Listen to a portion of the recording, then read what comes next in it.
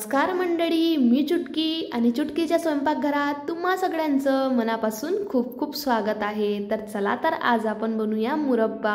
तर बघू शकता मंडळी, मुरब्बा बनवण्यासाठी मी हिरवेगार असे 3 आंबे घेतलेले आहे। हे वजनाने 1 किलो आंबे आहेत। तर आताच मी मार्केटमधून आंबे आणलेले आहे, त्यामुळे सगळ्यात आधी आपल्याला आंबे पाण्यात छान असे धुवून घ्यायचे आहे।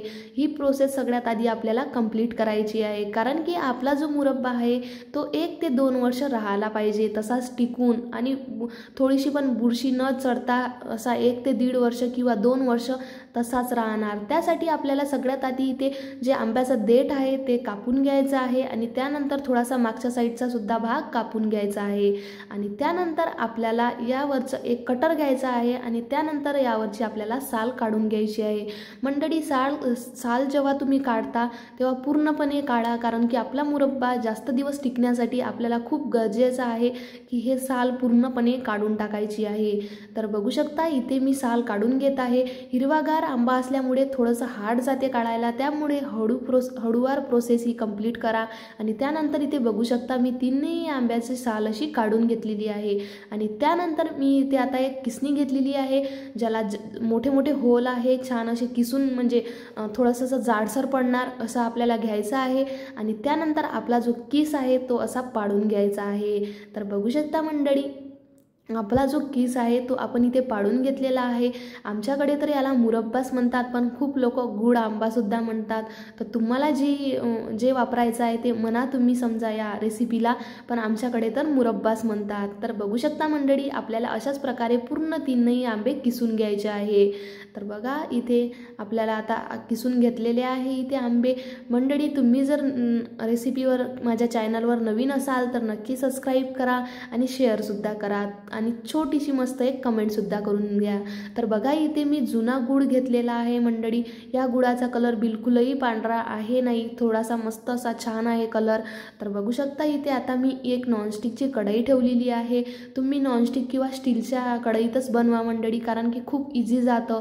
तुम्ही जर दुसऱ्या कोणत्या भांड्यात बनवणार तर ते चिपकून पडणार आणि व्यवस्थित होणार नाही, त्यामुळे मी तर सजेस्ट करणार की एक तर स्टीलची कढई घ्या किंवा नॉनस्टिकची घ्या।